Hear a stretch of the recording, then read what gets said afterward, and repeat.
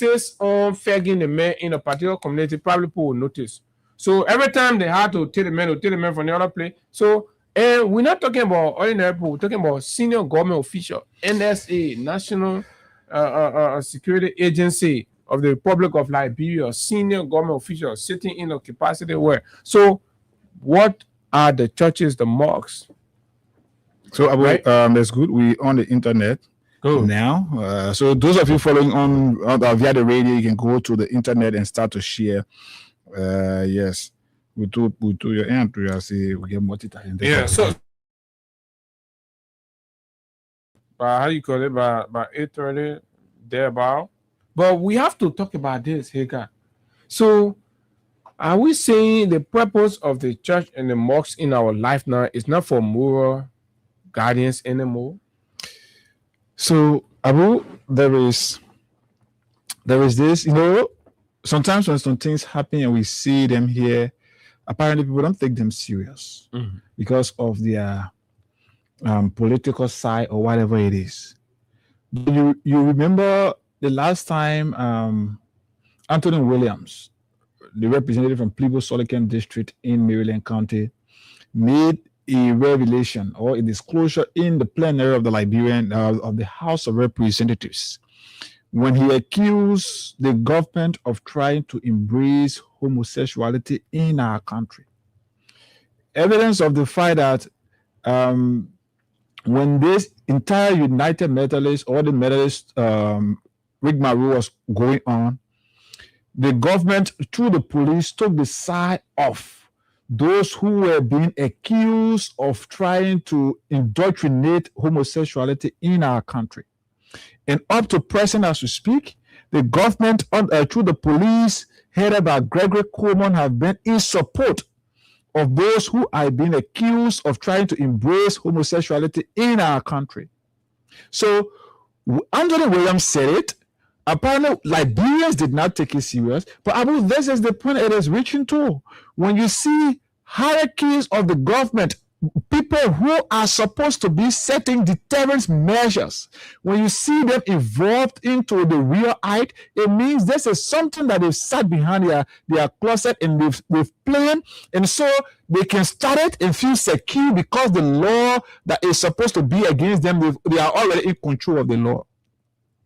So it is terrible to the point that today we have not heard a single church leader in this country speaking against this immoral act.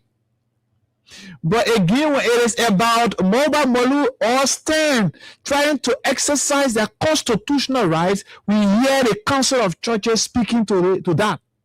But the one that have to do with immoral activities that is against God's principle and calling, today, church leaders in this country have said nothing about it.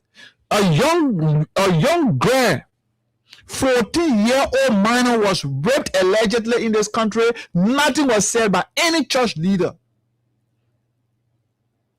So the religious community, whether the Christian or Muslim council, they are only interested in the political conversation. But the ones that have to do with human rights abuses, Abu, it is not of interest to them. No, not say human rights, but say scriptural or religious abuse. Scriptural violation. It is not their interest. So what are other old men from the water in the desert, that man Papi, I say Bishop Kotuba, right? When people say they want protest for their human rights issues in the thing, right? Their political right, Bishop Kotuba can call B press conference because now the politician will look at him, right? The politician say, "Oh yeah, Papi talking for us," but when somebody's child is being sodomized, right, against scripture, Bishop Kotuba is silent. He ain't call water in the desert. He didn't do no water in the desert press conference for that one, right? And pray to tell me how society is supposed to keep seeing these people as moral voices. You tell me, right? This man from water in the desert that caused a very big press conference whenever political activities are happening in the country, a homosexual act done by a senior government official has happened, and it has not dawned on this man as an abomination in a country that professes Christianity and religiosity. It has not dawned on him. So this whole argument about religion and thing, they're lip service. Don't get carried away, right? Serve your God. Don't mind these people. They use you, they rally you under the canopy of these things to exploit and extort. That's what they do, right? Here is it. These people who are the most learned in the Bible, in the Quran, here's what the Bible, for example, says about homosexuality, and that must invoke a sense of urgency in any preacher man who believes in the Bible. Leviticus chapter 18, verse 22, and Romans verse 1, 26 to 27 are clear. So you just want to just read into it, so I maybe read that out for them. Leviticus 18, verse 22, right? And these verses often interpreted as prohibiting homosexual acts. Here I'll read the actual verses for you to see and listen and hear how the pastor then are supposed to be preaching these things. They're out there, right? And they hear on the radio that won't be men in the government. Till or then they grab one label, they carry in the corner multiple times, right? They pumping the label from the board. They're not abomination. The pastor is supposed to come out and call press conference. But as soon civil society organizations say we come in protest because the way the government proceeding, water in the desert, I think become opinion leader. And the reason you see the church, the Christian Council is not speaking at this point, Abu, is because it is involving a government official. Correct. If it was somebody from just another community somewhere around Monrovia or in the country that did that thing, or an opposition figure, but now the Christian appearance. Christopher told them, but now they've done their press release or press conference. No, meaning because you know what, Colin usurps the function of the LCC. You are no longer the president of the LCC. I don't know how people don't find that even unacceptable, right? When the LCC needs to speak, John Guru is a former president of the LCC. When has it been the case that former president got to be seen as the voice of the Sunni, and when there's a sitting president, right? Like I said, if they think of opposition actors or something, if we call it press conference, government, you got to do that. This is condemnable. This is blah blah blah. But let here be me and let's say do it now. I think he not feeling well. They feel it, so he able to call press conference. Samuel Reeves, they didn't know what to say. They forget about the Bible verses, right? Ali Krayi, I let waste my time to talk about Ali Krayi because Ali Krayi has publicly said that the fact that he now has a president ear, he not going to bother himself talking about it or advocating for your anymore. So everybody on their own. That's why you see the imam there, everybody on their own.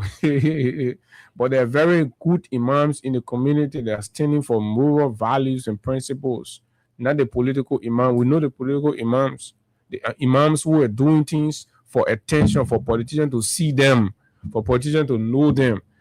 But we know our imams in the community, they've preached on it, they've condemned it. They condemn these things consistently, but the so-called political people who have metamorphosed into religious leaders in the country with an underlying political interest or desires and all of that, they're not organic imams. We know them. And the time will come, we'll have the conversation about these. People who use, religious platforms to excel political interests. We know that that's who they are. So let me tell you, to be nowhere in the Quran says to be for you to go heaven or go to anybody anywhere. For you to be heaven, you got to listen to some so-called people purporting themselves as some kind of leader somewhere. No, you just say imam, everybody imam. Read Know God for yourself, because the way the society going, because how faggot business will be happening in the country every day, the news talking about it, but the imam and the pastor they not get position on it. Fellow Liberians, how?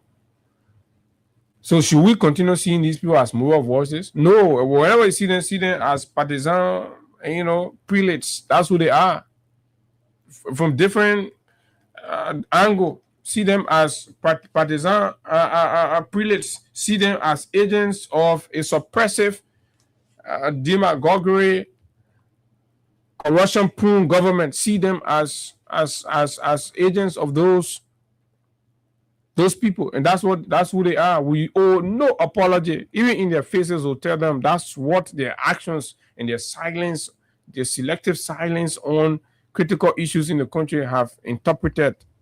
So they have to prove us wrong. Oh yeah, their children can get school fee on time and everything is okay with them. First, the people of God used to look. The people of the Quran and the Bible used to look up to God. But today, those guys are looking up to Sekou Dukle,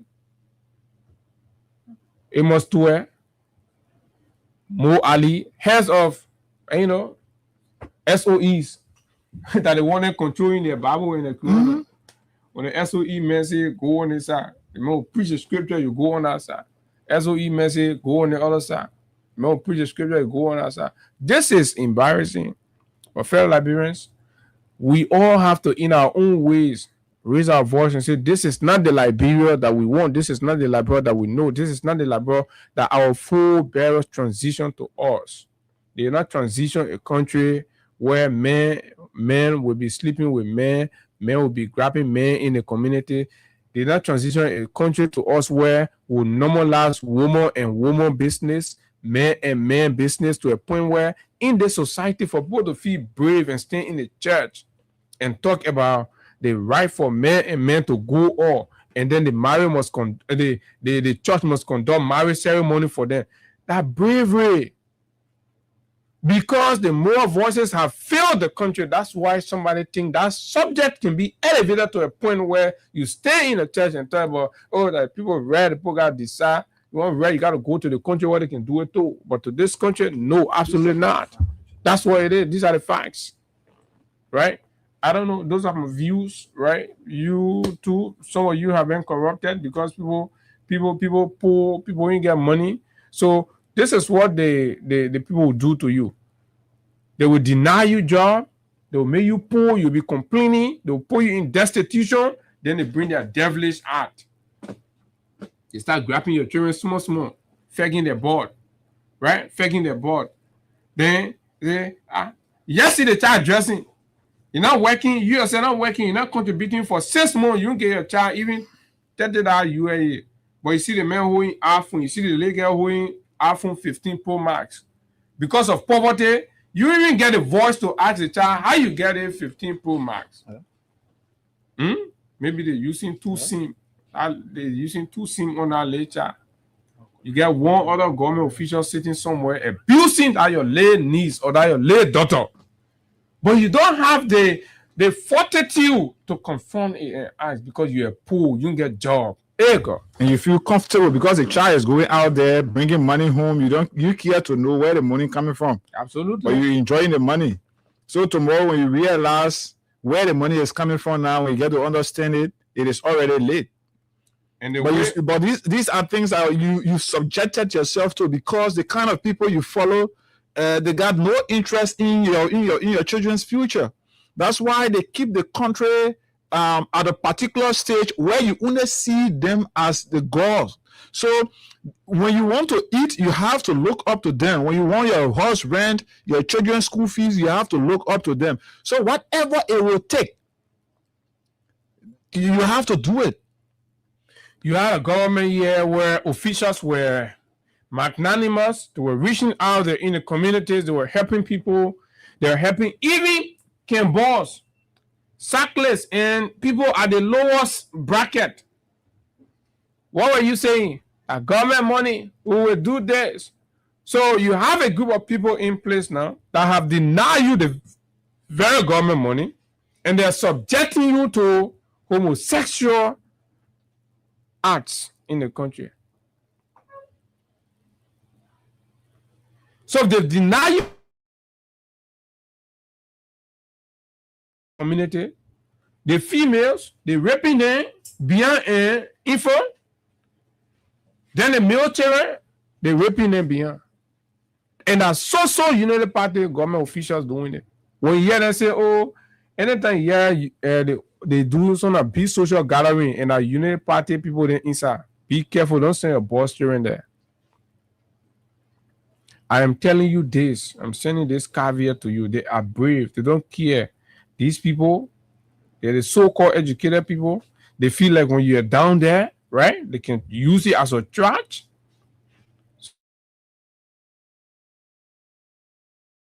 The mocks not talking anything, right? Bishop Cry say he has the president, he can call the president phone here, the president talk. The rest of us will on our own. You go Friday, you go, you pray, you finish, you have Leon with God. The men who get a platform to engage the president, talk to the president about moral issue based on what the Quran agrees and disagrees with. The man say when you go there, you're going to talk no Islam bene to the man. This is unfortunate. Let's take 5 calls. Our guest is already here, so we can begin the conversation right here. 0776 104 104 086 500 104 are the numbers. All of you too are accomplices. You go to the church, you go to the mosques. You're not concerned about moral. You're not concerned about salvation. You're more concerned about prosperity. So you like your prosperity messages. Okay. Let's talk to this person. Good morning. Yeah, good morning. Good morning. Morning. Yeah. On a serious note, I've been very moved this morning with liberation on the way the church is playing blind eyes to evil that's been occurring in this country. I'm saying to you guys, God is watching this nation. And this United Party government, with their blessing with the devil's slogan, will lead God into judgment on this country. Watch and see. God bless you. Thank you very much. Let's talk to this person. Good morning. Yeah, good morning, here, guys. You like, go ahead. Yeah, my name is Otis Parkway. I told Johnny from District 11. Okay. Yeah, you know, the United Party people have always seen ourselves to be the poor. Even in the past 12 years that they ruled Liberia, before you get any position in Liberia, they will fall apart. Or, sorry for the expression. Yeah, you can be that. Sorry for the expression. Yeah, they will do something to you very dangerous that will destroy your future into the group. So that's why people think the power, they say they think of rescue. They're only rescuing ourselves to destroy people's children. Yeah, so that's what's going on. Thank you. Thank you. Let's talk to another person. Good morning. Yeah, good morning, Abu. Morning. When you say imams or pastors or whatever, they say to them, they get explaining what something happens when they come on and say something. But they don't put their own face. But you saw the method people, they came on and say, they get liquor. So that's because if you say you follow that, you pushing the people about God, and you know what against such a thing. And just have people on the president has to ask people to come out and start talking about it. Start condemning it. All right. But if you can't do it, what it means. All right. Thank you. Let's talk to David King. David, you next. Morning. Yeah, morning, my brother. Let me say morning as well. You know, what is going on in our country concerning sodomy? There's not a strange thing. The last 12 years, Joseph Boakai and Manasali, these were the way that the guy proceeded. Today, you go to the Bishop of Fana, that building is polluted with sort guy. And that's how they incorporated people by giving them a job. If they don't sodomize you, you can't get a job. So they have come back again with a very sodomy they were going around here with. We got one senator who he and his wife was separated because he got federal allowance. Again, one day his wife was washing his clothes and some blood stain in his brief. And now he got separated with his wife. Musa they have to rush it and to rescue her. So we are saying when these kind of judging people are among us, and we are very much afraid because for some of us that are watching around 15 years, we have to hold our ear every now and then and tell them, don't be materialistic. You should be satisfied with what you have. Because these dirty people, they are all around us. And that is how they want to rescue us by killing us. How can you kill people and you call that rescue? Okay, and Mr. Waka is very much pleasant with it. And this is why you heard a police director who is also an accomplice and free, and the other man who raped a 14-year-old girl. I ever say he's the law. He claimed to be the law now because I believe it is only the court has the right to vindicate somebody for such a crime. But the brother did not go to jail. He never had any preliminary investigation, but you just came out and said he's being free. So just out of there, sort of man, children, he himself will walk out free one day, and we all will be shocked. Thank you. All right, thank you very So much. kindly, let's be just two more calls on this topic. Hello. Go ahead, you live. Good morning, sir. Good morning. Yeah, what you're saying here is very important. From no one, let me tell you, my name is Moses. When I come and listen to the reason, my name is Moses. I'm telling you that the first actor, Michael Johnson, take you away and someone you see my show. Can you imagine, bro, as I'm speaking to you, I was sitting at my shop the other day, only making for LBTR bin. They're making the name fancy thing, and taking my shop, he was like, oh, how you doing? I said, I'm fine. He said, I want to buy. He come the customer. He said, I want to buy. So, okay, you are welcome. Can't tell me the name for about 5 to 7 minutes, and he will talk about somebody. I said, no problem, you're welcome. So, he said, if doesn't bring the money, all of that, I said, no problem. And then, when the man will be asking me, oh, you're going to church? I said, I'm a Christian. If they want your part to take a hit, I said, I'm a prayer warrior in my church. And the man said that you better know that you're your name song. I want to what's going to be going on? Charlie, the man looking at church, so my mom bought me up only 2 years of this now. The man told me that he wanted one for I need to do this. I was there. I push you now. I said, what? I think I heard the last thing you say, or about it, nobody just think I will teach you about teaching one thing. I want myself, I told you, number one, I want you to explain to my elder brother. When I explain to my elder brother, and I said, all right, when I say, what would you with catching me? I said, okay. But what if the man will catch me? They will catch your girlfriend, so I want them you. The man will catch me, I love you, you know. So, what for you, I mean, tell me that when I see that man, they say, I'm going to go awful. My body can be true to the I don't know what you're coming over. So, Have you seen any romantic messages? Yeah. So I give a call to my people. Let me ask you this. Good morning. Good morning, Abu. Morning. And let me say good morning to Hera. My name is Eugene S. Jobo Jr., and I call you from Capital Barbas. Abu, I listened to your presentation, and sincerely, you said it rightly. Our religious, people, and the imams, the pastors, the bishops, we don't know whether they still exist in Liberia. 3 years ago, or 4 years ago, Abu, we saw how even a mosquito pass, they will be writing all over the place. They'll be having press conference. And today, things are happening like we don't have religious people in the country. Even our mothers who were protesting yesterday, they remain silent. They remain silent, they remain quiet.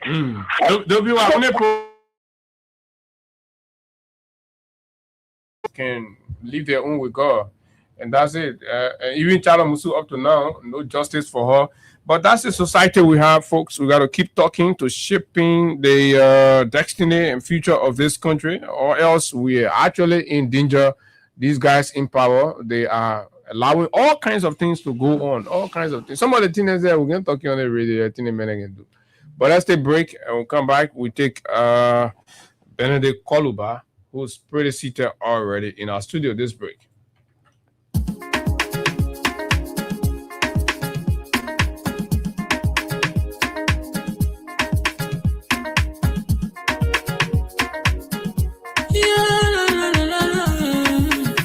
It's about music. There are crowds in many places. In every community, you can see. So if you see crime and body, don't take law in your hands for the right authority. Really can't take your law in. Crime stopper here for us. Bringing safety to your door. Whether you rich or you poor. If you see you must talk it. I mean you cheche. Do it for your safety. If you see don't keep it. You must call to report it. Crime Stopper, the people bringing safety to your door. Crime Stopper, stopping crime and making peace for them before. Crime Stopper, Liberia, from the center to interior. Crime Stopper, keeping us safe, they're stopping crime for all of us. Crime Stopper, the people bringing safety to your door. Crime Stopper, stopping crime and making peace for them before. Crime Stopper, Liberia, from the center to interior. Crime Stopper, keeping us safe, they're stopping crime for all of us. Crime Stopper Liberia is your community crime fighting partner. Don't take the law into your own hands. Remember, if you see a crime, report it. This is a message from your own self, Old Man Sam Cyan.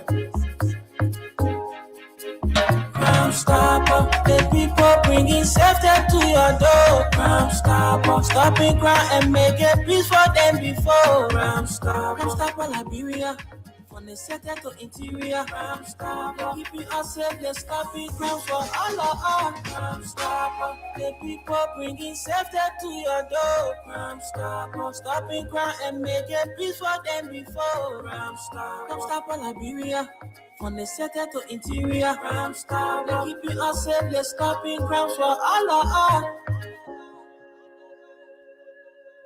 Okay, Crime Stopper Liberia, the official sponsor and partner of the Freedom Money Rise on Freedom 87.9, is 36 minutes on the downside of 8 o'clock in Monrovia. And we're very pleased and honored to welcome in our studio for breakfast this morning former Assistant Minister Benedict Koluba, who's our prime guest on this segment to talk economics, governance, and of course, the arrest agenda and other issues pertinent to how our country is being governed, and of course, the fiscal space being managed under the leadership of the rescue mission, the Unity Party government that took office in 2023, and how well are they managing with leadership, and how better have Liberian become, or will Liberian be in the face of the policies and programs adopted by the government? With that said, let me bring former Assistant Minister Benedict Koluba. Good morning, welcome once more. Happy New Year. Yeah. Good morning, Abu, and good morning to people in the land of the radio. Let me say Happy New Year. It is my pleasure. This is my second time here. It is my pleasure to be here, and it's always my pleasure. While I was listening to you at some portion of your broadcast, you said we have to keep talking. And so that's what we're doing, because we have to keep reminding our people. Our country book, our parable, they say, Abba can see, well, when you take off any dirt from the eye, you still show it back to the eye, so the eye sees it. Right. So even though our people are feeling the pains, our people are hearing, they're experiencing, but it's also better for us to, some of them are traveling, some of them just in their communities, to tell them what is happening. So we continue to hammer, to reinforce and remind. So this year will be actually a year of reminder. We use the year to remind our people so that they can question the government, so they can ask the government about those commitments they made. So yes, it's a pleasure to always talk to the Liberian people. Okay, fair enough. And the way we like to begin, and I like the way you put a reminder, and all of that is important, because sometimes, because of how everything's going on in the country, people get to forget, and then we're trapped in the reality of current, or forget about what was said to us and all of that. But it's important to know that when we have to hold the government back and all of that. So those of you who are versed and of course committed in these things, it's important to come around and speak to the people about it. So we're honored to have you as well, and thanks for honoring our invitation. So we'd like to, first of all, 2025 was very engaging for the most part. The government launched its development agenda, right? The arrest agenda for inclusive development, or whatever the term is. So let's say they put it into full swing. So we want you to looking back on key issues, 2025. Can we say issue by issue 2025 judging by the promises, the programs and all of that. Can we say it was a fair year? It was good. The government can knock our chest and say, "Oh yes, we did well 2025." Well, first and foremost, to look at 2025, you need to look at the decisions that were made by the government. Okay. You need to look at the promises, the foundation upon which the government was built. And then how those decisions will eventually affect the life of the people.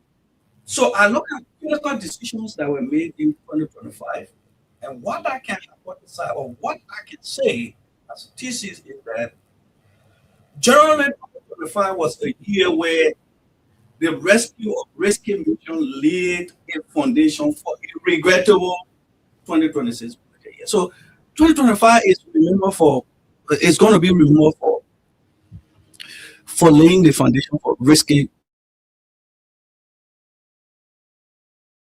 So 2025 was difficult. That is doomed. Yeah. In 2025, the government decisions, all the decisions, major decisions to move our country, it was almost like you're building a house and then you build the foundation. You are building the house in the swamp, you build the foundation with 4-inch block, and then you expect that you will put 8-inch block on top of that foundation to carry up the roof. That's the kind of Liberia we are in now. Okay. 2025 was very disastrous for our country in terms of national governance and policy decision making, and we are going to experience those results in 2026. So I can say for Liberia, I wish 2025 had not come. You want to go into the specifics, you want to go into the specifics of some of those decisions? Yeah, that's right. So when we look back, for example, where Union Party picked up the country from, or even when we go back and reflect what they told the Liberian people, the messages they brought to the Liberian people, for example, they told the Liberian people that, look, you know what? The CDC government is not about the country. The people get stealing money all over the place. In fact, they made the Liberian people believe that in that effect, what it meant was that Liberian dollar could be used in Guinea, Sierra Leone, or Ghana, or even America, because if you pick $16 billion from here, where are you carrying it? So they made people to believe that when they come to power, people who took those $16 billion, those $25 million, they will get grab them and put them in jail, take the Liberian money from them, and be able to develop the country. With that mindset in 2024, people say, okay, yeah, the poor gets taken over. Let's give them some chance. All of us say, Lord, let it plan what to do. And then, so 2024 was year zero. Okay. In 2025 now, they begin to really think for themselves, because we have thought that they were going to stay away from the reservoir or from the leftover of what we call the COBO, the CDC COBO. We did a turnover note to them. Those are the things that will get implemented in 2024. So we thought that by 2025, they will now begin to implement actually the things they said they were going to do, but it still remains the same. Now, the decision they made for themselves to affect 2026, that's where it's going to is disaster. For example, okay, let's start with the most talk about. I always told the journalists, and I'm telling the Liberian people, I will not discuss anything about the Union Party government or the sources of this country without talking about harmonization, because harmonization set the pace for development in this country. Had we not done harmonization, the country would have collapsed. But the criticize. Yeah, but we said that, I think, time of our number. So the focus is they argue against that. Yeah. But then they took over, like you said. Yeah. 2024 was about, still laying some foundation, right? So the 2025, we expect that they had their own programs roll out. So we'll assess some of those things. Like they said, you bloated the payroll, condemning the harmonization, all of that. So their effort to clean the payroll and reduce the wage bill. Those are the places we're coming now, right? So when they took over, the major thing they started to do, because they have not had any plan, the arrest was taken as a slogan, and it still remains a slogan amongst the people. Okay. And so they started with with the payroll where they canvass heavily that look, we butter the payroll, they will clean the payroll. So they started what they call cleaning the payroll with the CSA. And so the CSA was almost every week at a mega press conference to make the Liberian people to believe that what they said during the campaign was true. Mm-hmm. Eventually, it turned out to be what they said, what they were saying was lie because And the payroll was not yes, bloated? it was lie. So if you realize the CSA made a report, that's why I'm saying regrettable decisions. Mm-hmm. The CSA made a report that it has reduced the wage bill to tell the Liberian people that whose money was here in the budget. Okay. So the CSA said it reduced the wage bill from $23.5 million to $21.4 million. So that means that the government wage bill was somewhere around $282 million. But today, instead of the wage bill going down, regrettably, the wage bill is around per month. It's around $29.5 million because you have $329 million Mm-hmm. as compensation, and you have around $26 million as what we call other compensation. So what do you mean? They didn't reduce the payroll? No, they haven't reduced the payroll. This is the regrettable part because they said the payroll was going to come down. They were going to move people from the payroll. They were just removing seditions to be able to put Unity Party partisans on the payroll. On the basis of that, the payroll has gone up from 21, according to them, Mm-hmm. 21.4. It has gone to $29.5 million a year, which is almost $354 million from $298 million. I mean, these are the monthly wage. The monthly wage right now is on the average $29.5 million. 29.5 million. Yes, for 2026. So if you check in After the cleaning or before the cleaning? after the cleaning, before the cleaning, what was it? the cleaning, we left it around 298 million in the 20. No, I mean monthly. You're talking annual. Monthly in their own report, the CSA report is around $23.5 million. That was what the CSA reported. That was CSA reported that it was a huge wage bill that the CDC left. Okay, so in the CSA report, according to you, before the cleanup exercise, They have right, 23.5. CDC was spending 23.5 million Per month. monthly on salaries. Not salaries. And when they did the cleanup, right? According to CSA, Mhm. they brought it down to $21.4 million. And what does the actual picture shows? The actual picture now shows that it's $29.5 million. So how is that So the possible? CSA 29.5? $29.5 million per month. So the CSA reported that after the cleaning, it came down to 21.3 or 21.4 million. 21.4 million. That's Yes. what in the report. Now, in the CSA, But actually is 29.5 million. yes, if you check the 2026 budget, their compensation is 300. How is that? That's the regrettable part. That's what I told you. 2025 was like setting a foundation for a regrettable life for the Liberian people in 2026 because you cannot be claiming that wage bill have reduced to $21.4 million, but then the budget shows that the core compensation line right now is $29.5 million. So what happened with the people that were dismissed from the Ministry of State? They was to dismiss seditions and bring in Unity Party partisans. You mean these people were replaced? More than replaced. They brought new people on the payroll. They created another payroll they call additional compensation. That additional compensation is to be able to hire what they call intern, Unity Party partisans who they consider intern. They bring in consultants. Some of the people that rise from the Ministry of Finance, they are the consultants, they took them there. Okay. So, for example, Daniel Yankuna, the Fadikas, and understand Patricia or one of the guys, they are there. So they all are mixed up there. They are paying under that $26 million. So you spoke about the increase in the wage bill, but also the CSA, Unified, the government have announced that there have been increment in salaries for some sectors. They're talking about the health sector, the educational sector. Don't you think that was a basis on which the wage bill? No, that wasn't the basis because if you see what is happening, Mhm. when we did harmonization, it was to bring stabilization in the process, right? They've not even reached there. What they're doing is creating new lines, absorbing new people on the payroll. So if they were not doing that, they would have done better. You have $26 million as extra money for different salary payment, different consultants payment within the government. You hear about internship program at Labor Ministry. You hear about internship program at Ministry of Finance. No, Yeah, the last time they had almost, I don't know, 400 or 500 person guidance for finance ministry. I need to check that number. They were having a program that internship graduate. They send them to other places. What kind of work in finance ministry that you have almost 200 person that are intern? What kind of work there?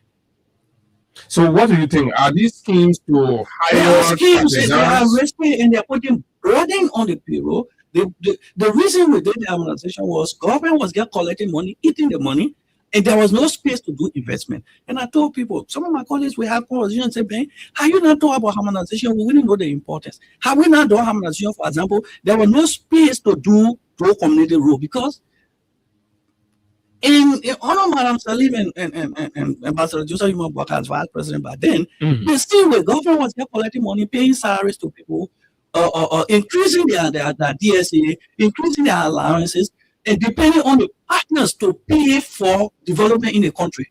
That's the reason why we have Ome Quick Power Project. The UNDP was here. All those projects were being the one that the government was using to do development for the last 12 years. So when we took over, we couldn't continue that. The partners had left. So we have to do development for ourselves, coming from the taxpayers' money. On the basis of that, you can keep just collecting the money, eating, collecting the money, eating. Have we not done harmonization? Joe community people will not have roles because the partner will not go through community role. Have we not done harmonization? We couldn't have paved Johnsonville Road. From Drowry Market to how they call it to Mount Barkley. We couldn't have paved that road, road. So those neighborhood roads you saw were paving, it was as a result of prudent fiscal management. So then my question would be, harmonization is still in force, right? It's still there because they have not undo it. They can never. Right? It's still there. So why are they not paving roads like you're naming it because of harmonization? They're increasing their allowances. They're putting more money. For example, last year budget was around $888 million. The budget is divided into two. That's something they call recurrent. The one you use to run the government. Last year it was around $735 million. Out of the 800, yeah, and then there was 12% for. Yeah, and then the money for projects were around 105, $106 million. So now, you're talking about for the entire country. For the entire country. Now, this 2026 budget, instead of the recurrent expenditure remaining around 735, or maybe put around $10 million or $50 million to carry to $750 million, the recurrent expenditure has gone up to $929, almost $930 million. So what accounts for that? I don't know. The recurring expenditure is more than last year's budget. How have we added new government institutions? We are not building new government institutions, no military installation, anywhere to say that it got recurring implication. That you don't, the police barrack, I get part of the police barrack is still dilapidated. We don't. There's no hospital built somewhere to say because the hospital. So in the space of 1 year, what take the recurring expenditure from 700 and plus million to 900 and plus million? That is the question because they increased the budget line for various ministries and agencies or offices of, for example, the speaker, the deputy speaker, the Senate Pro Tem, the president's office, for example, the NSA. So if you look at all of those things, and the dangerous thing about those things is that the core revenue, the money that we show or we get, right? They took those money, divided among themselves. The one we are not sure of getting, they took those money and put it to the librarian people. You are going deep into the 2026 budget, which I know we'll get to, but I want us to talk about because there are a lot of noise. You know, Jokai was just all over the place, painting a picture and acting like some kind of. We didn't understand. So for the lay people out there who believe that these were genuine processes, is it fair to say that the objective of the payroll cleanup was achieved by the Union Party government?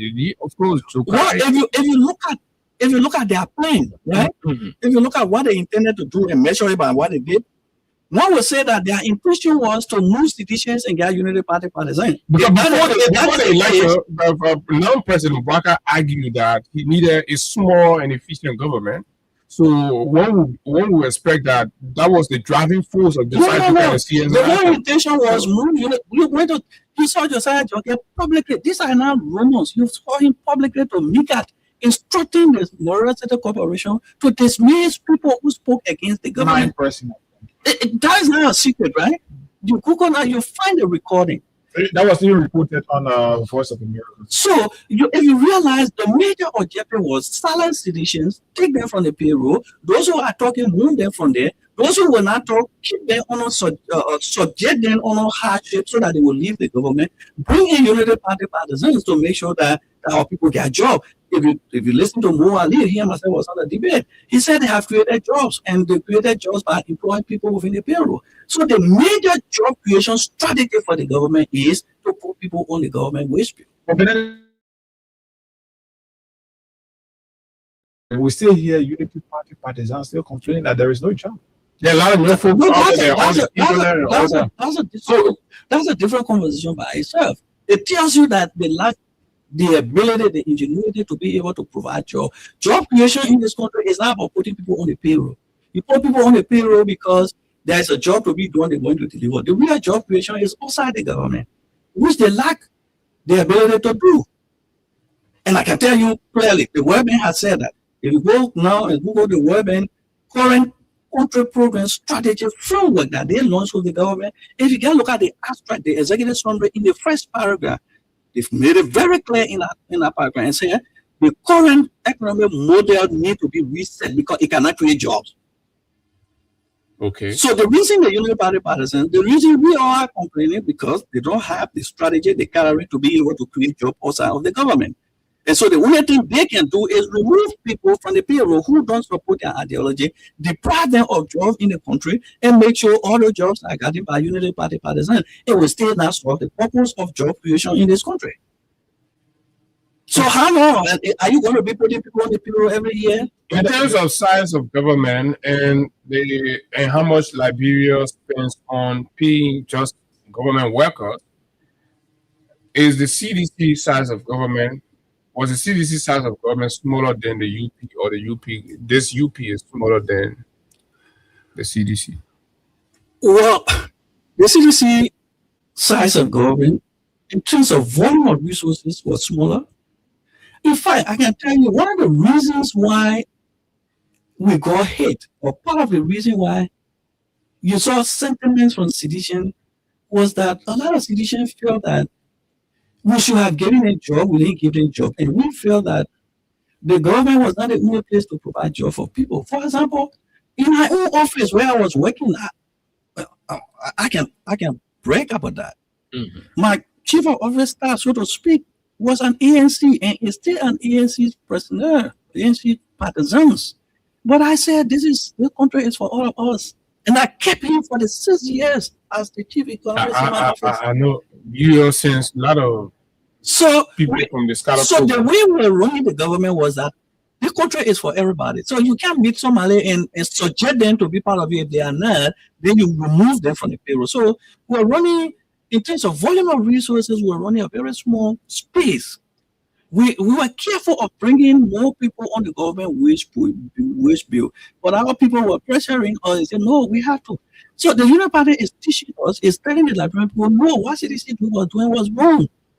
As long as you wait, the government is for you. You can bring your people to work in the government. You care less who crying, who complaining. You care less find the money and pay your people, because that's the only way. So they're showing their limitation, the ability to create jobs, to unlock the potential the country has, and then the whole payroll system is more than confusing. So I would like to take you back a bit from your intro. You clearly stated that the Unity Party, the year 2025 was a very terrible year in the history of our country, especially under the Unity Party administration. But the government is celebrating, and even Unity Party folks are celebrating things like the increase in the price of rice, that's the reduction in the price of rice, the reduction in gasoline price. And in fact, you listen to the vice president when he said some basic commodities like the chicken, egg, and flour, all of these things, prices are reduced. And these are the things that have direct impact on the lives of Nigerians. Do you agree with that? From your angle? No. You are a journalist. Open the line, ask for egg price. The last time I did my own investigation, the price of egg for the carton was around $50. Before the pronouncement from the vice president. When the pronouncement was made, the vice president said it has come down to $40, but now, so speak, it's around 75. 75. So I was quietly somewhere on King Jensen Road this morning waiting for the show. And then there's a young man who and the elderly people, they have good relationships, they debate on football, they debate on politics. And then he's debating with this elderly man. The man was working with NGO. The man said, look, you know party can't make it. He said, oh, CDC can't make it. Then the old man told me, he said, you see, Georgia town tea prices were lower today, tea price going up, and then the Pape hitting, he came down. So when the Pape left, I said, oh, the Pape enter your promotion. He said, yeah, that one the Pape told that true. Then I asked him, you know, there's rice that is imported from the US. Then I asked him, I said, how much for this rice? £100 rice, right? He said it's $100. I said, how much you used to sell it before? He said, to be frank, we used to sell it $75. $60 to places. Very fine. Okay, then we went to the £50. He called the price. So everything has increased on the market. Wow. Then the old man told me, he said, you know what? I want to buy grease. He got $1 living where he said, my brother, the grease, he didn't know that Bond citizen you're talking to. So I get quiet. He said, you know what? The grease, I used to buy $100 to fix my dollar hair, right? I went to buy it, I bought it $150. Open the lines and tell the people. So there's something we call cessation. We say things price have come down. Go into the details and see whether it is true that things price have come down. So things price are increasing. And just this morning, just that simple assessment. Open the line, ask for the fuller stores. How many people buying their grease? Okay, that's one point. The second aspect is when you see things prices are coming down, ask somebody. Something can be $50, right? And you're working, you're able to get out $50, you go buy it. Actually, in that sense, it's not expensive for you. Because something can be $40. It will take you 2 months before you get out $40. Because you're not working. Because your ability to get the money, the chances, the probability, your disposable income. So if somebody says, okay, rice price has dropped. Okay, how easy it was for a banana man to leave from bananas and tell his children, you put the water on the fire, go in there and come by. When he goes by, he carries a bag of rice, or he carries even farther US, the children cook food they eat, and the next day he goes to help hustle. How easy is that man today that he will tell his children, you put the water on the fire, I'm going to come by? How easy it is for him to get farther US today as compared to farther US yesterday? That purchasing power, that capacity.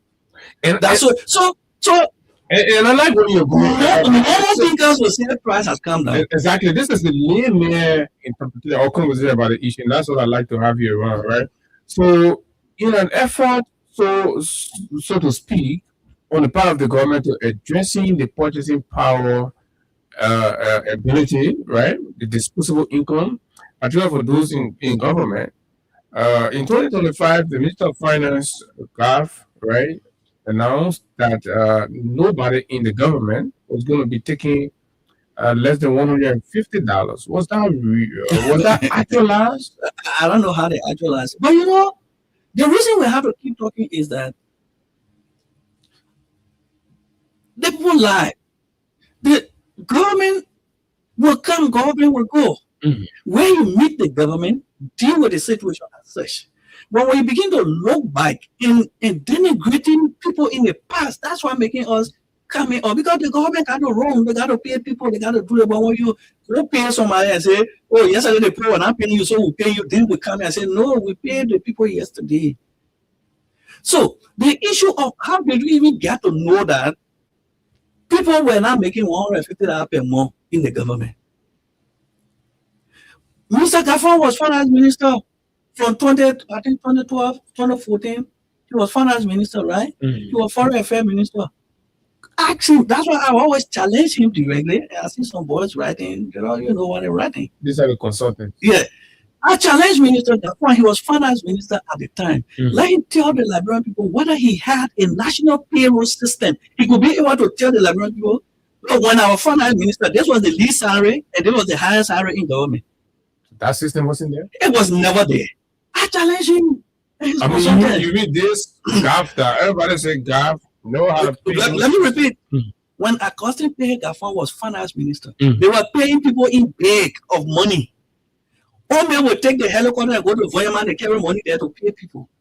When Gaffron was finance minister, you didn't know who was on the payroll. People were now uniquely identified. There was no national biometric system on the payroll. I better call and say, I challenge him. I challenge your consultant to bring the payroll during the 4 days. Wow. So to now begin to say we are paying people now less than $150. How did you even get to know that people in government are making less than $150? It is the CDC that made you to know that.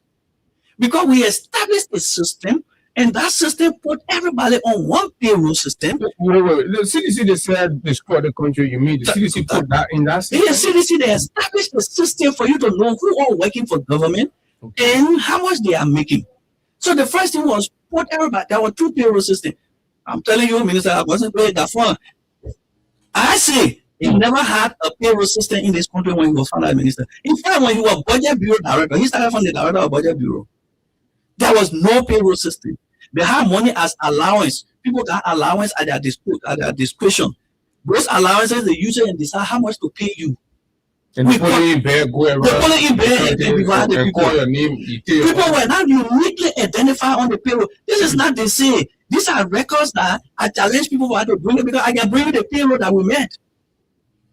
But because of the sensitivity of people salary issue, in fact, one of the things we have to do, we have to take the bull by the horn. We have to bring the payroll before harmonization to the press. And so you pick the payroll from, for example, LDEA, the Drug Enforcement Agency, the people who are making $75. You call one of them and say, my man, are you the call Peter Brown? And say, yes. Before harmonization, how much you are making? After harmonization, how much you are making? You can add it up now, no worries. That was the intention. People were making as low as $5,000 on the payroll on the Gafwa. Minister of Education, Minister of Health.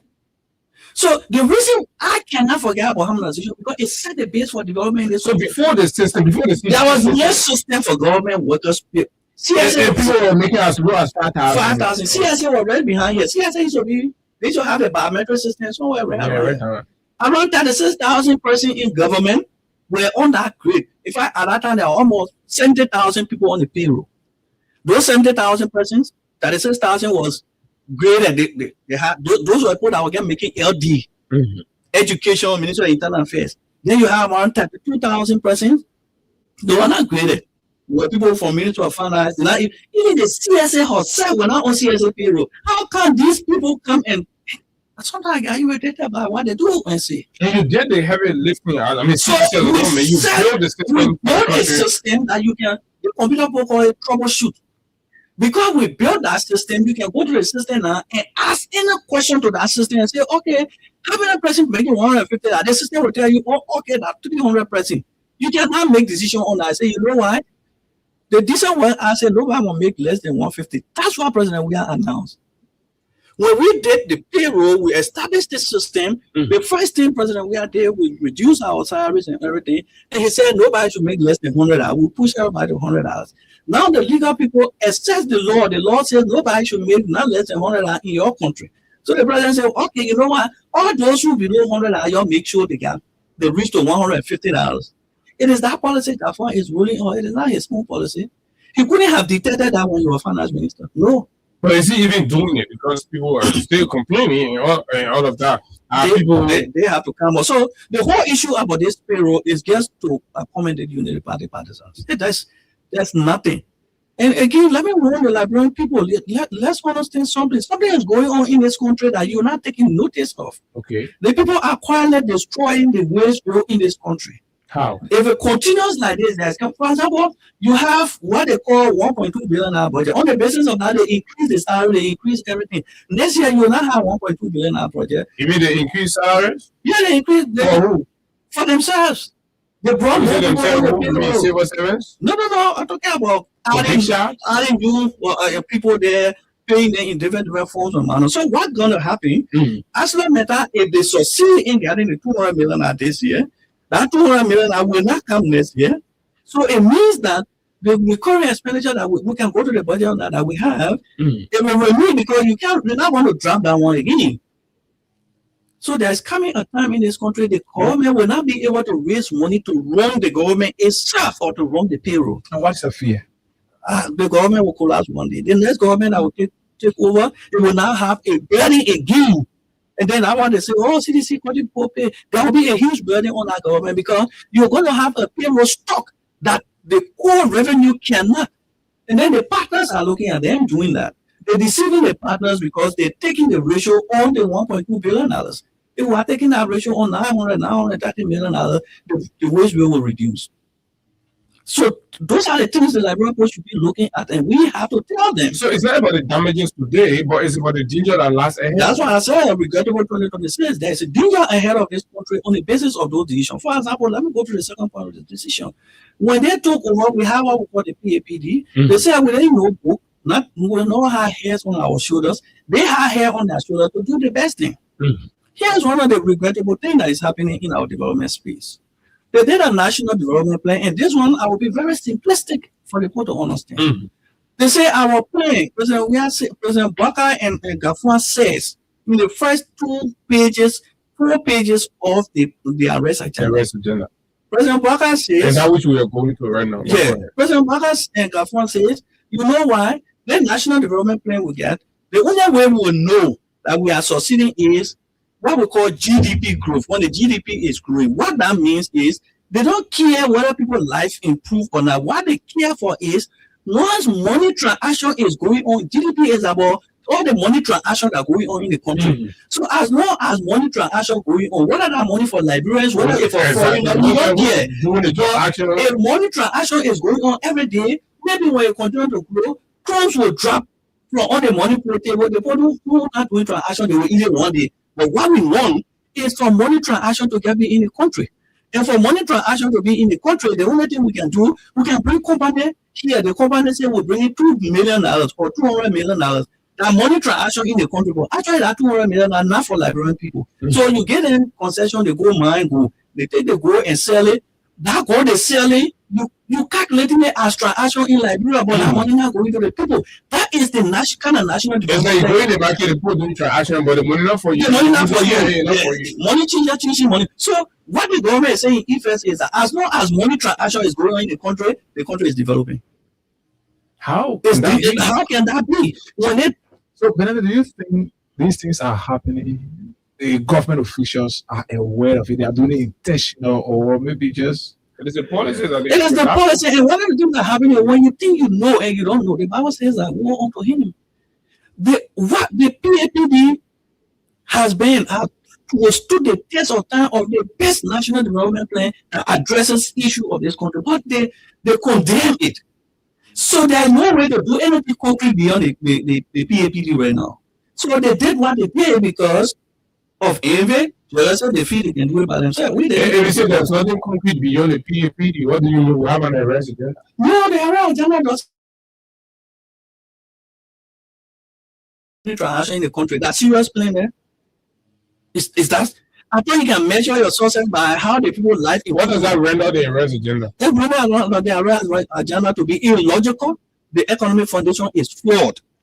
Now, they say for that money transaction to increase, for them to measure it, one of the things they will do is by 2029 they will calculate. This is one serious point in the Liberian Post listing. Okay. They say they will calculate all the money transactions that are in the country. When they divide that total money, if the number comes to like 1,130, that's what they call GDP per capita. It means they will say that and say, okay, all the money that going transaction that going on in the country, when we divide it by the number of people in this country, it means one person is supposed to get $1,030 or $1,300. So it means we are succeeding. But in actual sense, that money now with the people. That's what they call GDP per capita. You are saying all the transactions are in the country when we divide it by the number of population. When you put all together, Arsenal Metal money, when you put all together, you divide it by the 5.2 million people, or maybe by that time it might be 6 million, 6.5 million people. If in little mathematics, they say what the answer for division is called what? Dividend. If you divide the total money transaction by the number of people in the country, the money you will get, it will tell them that yes, one person is supposed to get $1,300 in the country from all the money transactions. But it wouldn't state that Abu has that money in his hands.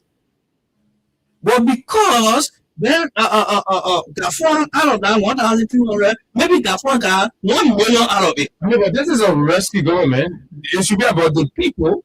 That's the illogical part.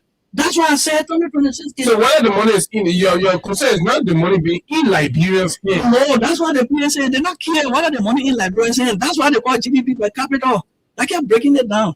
Now, when they did that thing, the World Bank came out with something we call the annual economic memorandum, Liberian economic memorandum, country memorandum. You'll find that the World Bank came and said, you know why? The World Bank did 4 scenarios after they launched the plan. And they launched that plan. I said, well, illogical, you got to change it. They listen to me. I better call one. The World Bank says, only this, we call it baseline scenario or business as usual. World Bank says, the way the government see, they want to get GDP per capita of 1,030. Or they want money transaction to continue, and they will, by that Liberia will be a middle income country. And GDP, the economy is growing by 5.5% up to 2029. That's a projection. That's a projection. And even World Bank say 2025, it dropped to 4%. If it continue the way it is in the same arrest agenda, they say for Liberia to be a middle income country, it will be up to 2050. All of this, the way the country running. Let me go back. Go back because Mamusu they don't understand that. The European government say they arrest people say they want Liberia to be a middle income country. By 2029. 2029. And to be a middle income country, they say everybody, the money that will be in the country when they divide it, each person is supposed to get 1,300. Even when it's not going in their pocket. Even when it's not going in their pocket. Now how they will measure their success.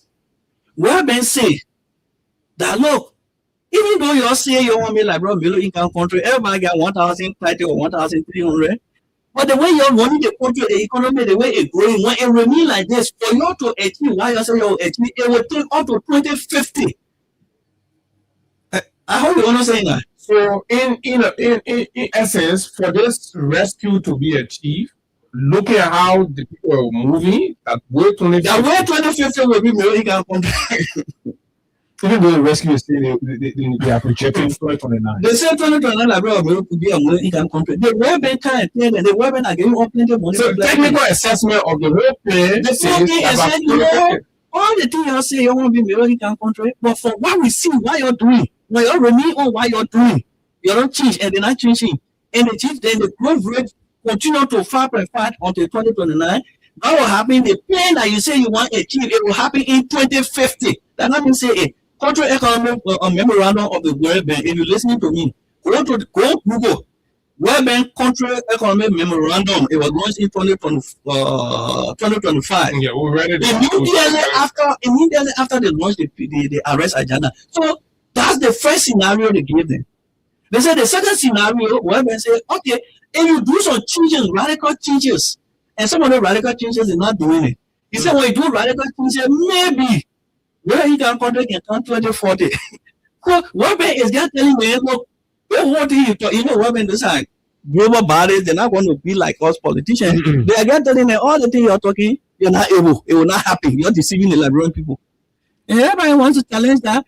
Go to the World Bank website because I will not come in studio here and be talking about a global entity in my mouth like that. Go to the World Bank website, download the World Bank Economic Memorandum for Liberia 2024, where it's published in 2025. You are going to read that. In the executive summary is there because I think 3 or 4 scenarios.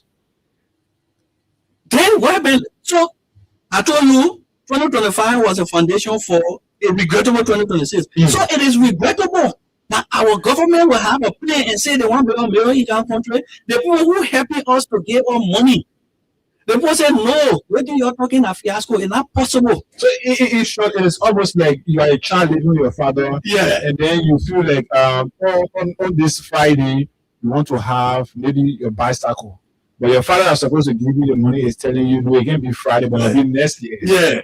Yeah, because your father can give you reset. He knows the reset he can give you.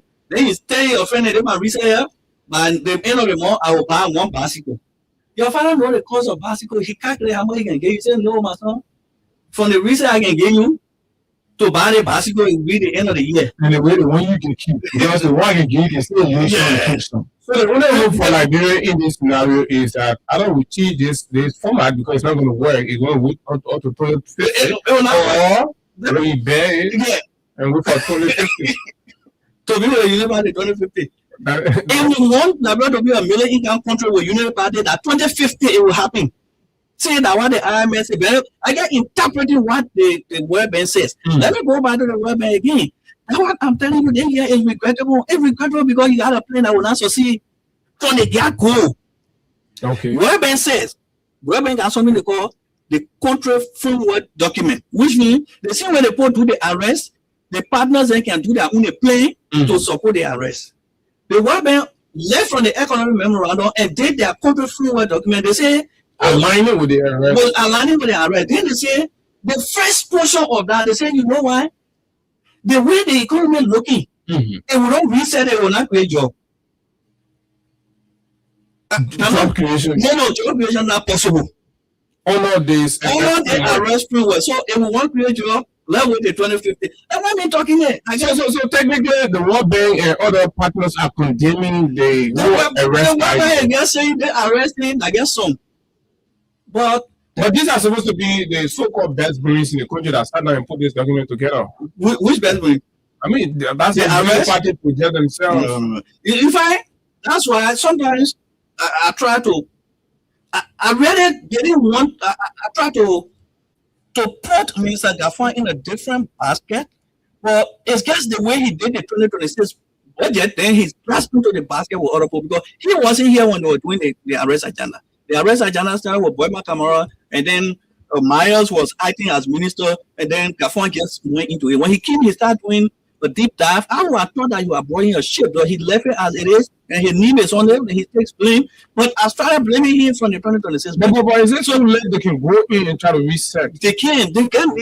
When you talk, they say you're looking for a job. I gotta work. They need someone else to help them. My masters are there in reviewing. I'm trying to publish that now, working with the and they're afraid. They don't want to see CDC go help them. Well, listen, it's not about CDC in the country. You know what we did? The current deputy minister for economic management, Depuzo, he was working with me. I was a supervisor as a consultant doing the PAPD. So no one group of people got the absolute knowledge to move this country. It has to be a mix of ideas from different perspectives. Why did we bring him? Because he was minister in LA government, it was foreign affairs, he was deputy minister for economic international cooperation. He has vast ideas. We brought him on board. He was not the only librarian that have knowledge in this country. The consultant they used to do the AFT meeting review, Mervyn Crawford. We took Mervyn Crawford. But they got their own consultant, Fadiga and what know about this economy? What do you know? They do what we call supply. Everything. I don't go to personal issue, but they do what we call supply information. So somebody write and give it to them. You always see the publisher, but when you tell them, okay, thing that you publish, they come and say with Beneko and discuss, they will not come because you will not be sitting with me and be on the phone and be talking. You have to be speaking from the organic knowledge that you have. They say they have one Edmund Law or one Lord there too. Let's move ahead. Look, let me say this. So okay, let's the job creation thing. No, we closing the arrest agenda here because we gotta talk about job creation, we gotta talk about poverty reduction and all that. So let me tell you this. These people are not even smart. The arrest people not smart.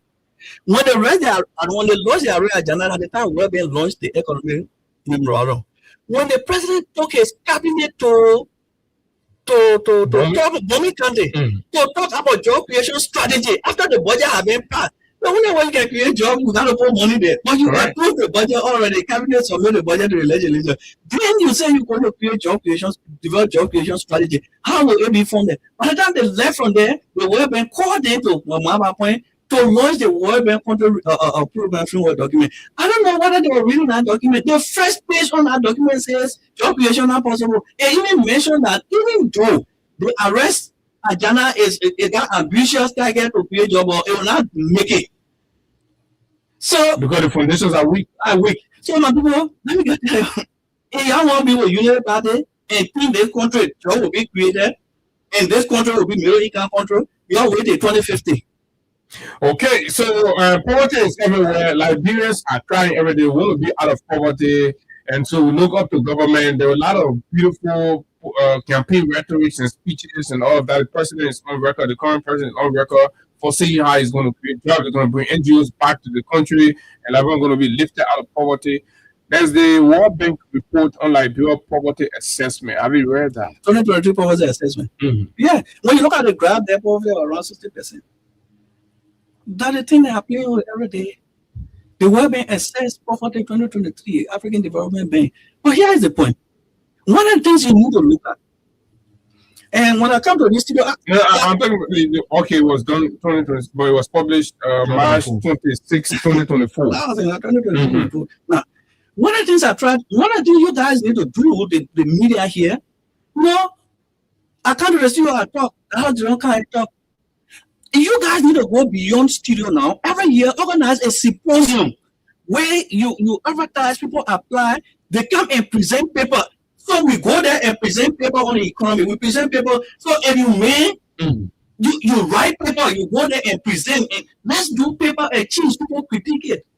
But the reason I'm saying that is people talk a lot of news talk. And you citizens are brave to take the. Me, I don't lie. I read the data, I analyze the data, and interpret it. If you say I'm lying, you go back to the first thing. The only thing I have done, critique the arrest agenda, and I will publish that. Beyond that, I'm only interpreting their data. I also did an assessment on the whole government and the governance process, right? And that assessment, I'm also trying to publish that. But you also saw NAMO publish something. And that's how I come to even in the World Bank and other international partner, the local civil society in NAMO has also released its own assessment on the government. The arrest is serious. I'm telling you, like bro, project in 3 years, and you got 360 some project to do.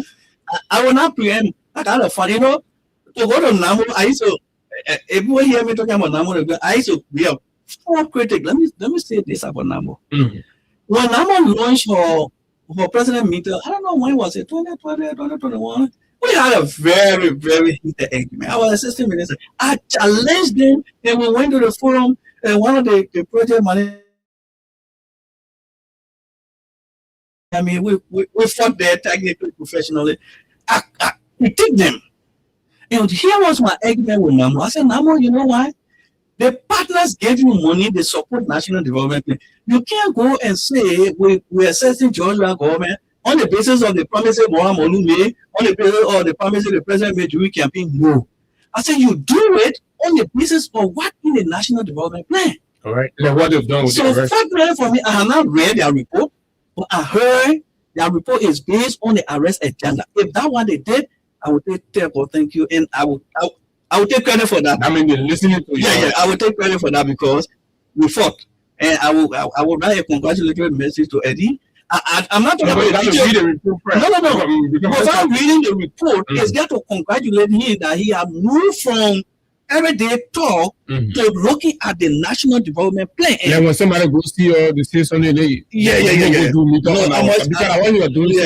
I must praise him for that. I will congratulate him for doing that. Then I will go to the report itself now. Right now, I'm not going to that report yet, but the idea that he's critiquing the government on the basis of the government commitment within the arrest agenda is applause, and we need to but when you hear that, on the basis of that, the assessment shows that the government is moving at a snail pace. What does that say to you? It confirms my assessment. I have assessed the entire national development plan, and I've told you the plan is illogical. It's not going to succeed. It will now move the Liberia to another level. So, what NAMO says, according to you, I've not read the report, is that what the people say they will do. NAMO is below me, for example, right? I am saying all the things they say they will do will not move Liberia forward.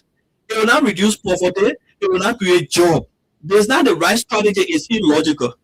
NAMO is saying, according to you, that look, what they say they will do, they are slow in doing it. And if they continue like this, they will not achieve what they say they want to do. Whether what they will achieve will be good for Liberia or not, that's not what NAMO says.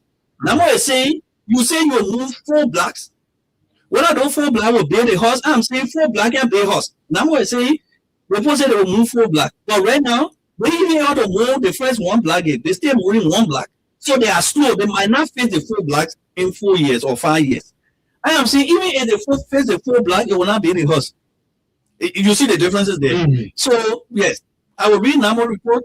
It's just an addition to the knowledge and everything. But I just want to commend them in this proper manner that they listen, we fought over this, and they listen. Today, they are grading government on the basis of the national plan that the government developed. Former Assistant Minister in the CDC government, Benedict Kuluba, is our guest here. And of course, we're having a very detailed assessment of some of the promises made, of course, by the current government and what are the prospects. You want to hear what the IMF say about the arrest agenda? Go ahead. The IMF, I told you here before, the IMF, they are in a program with the government. Mm-hmm. I saw some publication for some of my colleagues at Father Music. So I don't respond to some of them because, when the president had to fly, they'll do those kind of things. When the World Bank rise, the World Bank is not a political entity like us, right? They do diplomatic technical work. Mm-hmm. The way of the World Bank, the IMF, they listed what we call indicators, macro indicators. If you are an economy or you are even a statistician or development expert specialist like ours who concern about well-being, you take those indicators and see the trend. If the trend is going up or coming down, then you know that the country is improving. Mm-hmm. I published that. In 2020, we left the country in 2023. Mm-hmm. The World Bank assessment shows in 2020, IMF, sorry. Mm-hmm. IMF assessment of the 20 macro indicators shows in 2024, mm-hmm. the Union Party government only succeeded in increasing some of those indicators, and they got 60% of that. 40% were declining, 60% were increasing. So 60% of the 20 indicators. Yes. For example, GDP growth. Mm-hmm. GDP will let GDP at 4.6. 2024 it dropped to 4. 2020, they say 2025 it might go up to, they say 4.6. So you see the trend. So it means So it is now that they will catch up with CDC. GDP so growth. it means from 2023 to 2024 it dropped. Right? Mm-hmm. It means from 2023 to 2024. Okay, so Eddie Dowdle has replied to you. He said, "Thank you, Minister Benedict Kuluba. You and others advise and we listen." Okay. So he has admitted. Yeah, thank you. Oh, well, we fought. You're out of the country. He sent me email. I bombarded him. We can have a defending my government. This is the right way. And myself like to add and appreciate it. No. I haven't read the report. Don't get me wrong. I'm not praising him because the report grew up. I'm praising him. I just told you that assessing the arrest agenda. Yeah, I'm praising him because. So you won't trust me. You won't trust me. No. What I'm saying, I want the people to say, "Oh, very cool." I said, "Electoral coup." Yesterday, I'm saying, Eddie. Yesterday was grading us on our street talk. And our grandmother, I said, "No, you can't grade on the street talk. Grade on what we put in the plan on paper." Okay. And he listened to that about that why he grading the Union Party government back. So if that what he did, they grade strong more than even the one he did for CDC. Yeah, that's what he's Thank you. But I will look at the report. That was saying. Okay, so let's go to the IMF indicators. So the IMF indicators performance, GDP growth in 2023 was 4.6. Okay. 2024 it dropped of 4. 2025 it might go to 4.6. So it means that in 2024 the fee it dropped. That's how I graded it. I said that to you. So in 2024, Union Party got the 60% increment above what we had in 2023, and they dropped 40%. 2025 they dropped more. They only got 40%. So how the economy is moving? The World Bank say if I so like the GDP is fluctuating. It's dropping. They are decreasing. So what the IMF is saying, for example, people go to the bank, business people are not taking loan, money not going. The government not putting money in the economy for the people to turn around. The business people not getting loan. Open the line. These are fights. The economy not growing. Now, so if you look at that whole thing we put together, we can get a paper in our hand, and that paper will not do anything for this country. You can turn around the World Bank, They are. You mean the way business people used to go to the bank before bank getting loan and things? It's not It's not happening. Why? I don't know. Have the government stopped it, or the government is cash straight? The government not helping the banks. Why you think so? I don't know. They don't have money. They don't have the right strategy. Is it that they don't get money or they don't have the right strategy? They don't have the right strategy. But they have the money. They don't know how to create money. No, Not saying that. You they cannot just create the money. create the money and get the poor. So a lot of things happening because the way they build the plane. I will keep reminding the Lebron. The only concern about United Party poor a money transaction will be going on in the country. Who getting that money? They not care. And when you Maybe that's why they're giving more work permit to. when you do that, what happened to you is that when money transaction is taking place in the country, that money transaction will go to a few people. Right now, as we speak, Mm-hmm. the whole country worth, the whole money the country get, right? Let me be conservative. I need to follow about 10% of the population get about 90% of the country money. The whole value of our country. Of the 5+ million people. Yes. Only 10% get about 90% of the money. The 10% of that money that we're all computing over, that's the reason why we're very poor. That's the reason why you see So what happened to the 90%? that one we're fighting over. We are the beggars. We are the beggars. That's the reason why, even in running the country, there are 1 or 2 people they know up because they are the people who got the money. Even in the political part, this is a national problem that these people don't have the courage, the capacity to change. You think United Party? No, they don't. That's why we started the foundation first, clearing the wastages in the government. How we want. This is what we're going to be addressing.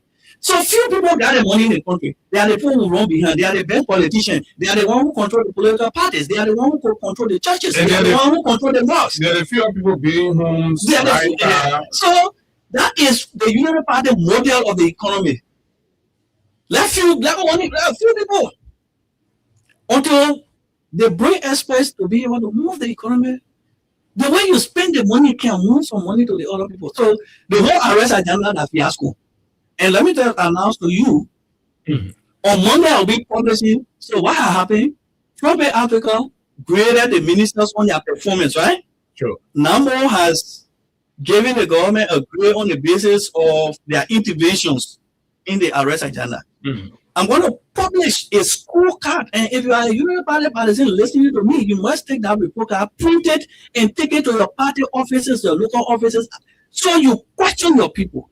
I'm going to produce a scorecard on the basis of what they say and what they're doing. Okay. On Monday, get prepared for that, and I will have a different show for that. They failed the Liberian people. 3 years of budget just tells me that nothing will change and nothing will move in this country. So lastly, we'll go to the phone lines. We're going to allot more time to the public. Let's look at the big budget.